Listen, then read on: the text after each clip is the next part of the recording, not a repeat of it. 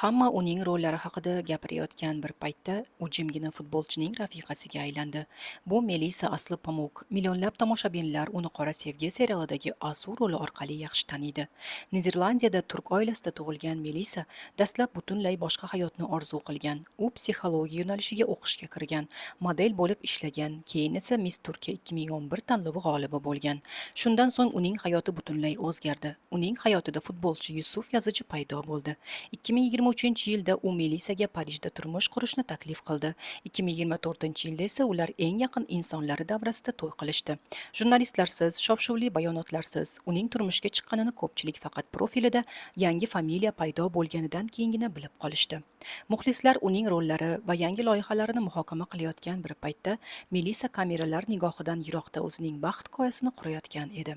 2025-yili 29-yanvarda juftlikning Milan ismli o'g'li dunyoga keldi. Qizig'i shundaki, u aynan Yusufning otasi tug'ilgan kunida tug'ilgan. Bugun u Turkiyadagi ijtimoiy tadbirlarda tobora kamroq ko'rinish beradi. Vaqtining ko'p qismini Fransiyada turmush o'rtog'i yonida o'tkazadi va hanuzgacha oilaviy hayot haqida deyarli gapirmaydi. Aftidan Asu rolidan keyin u faqat o'ziga tegishli bo'lgan sevgi hikoyasini topdi.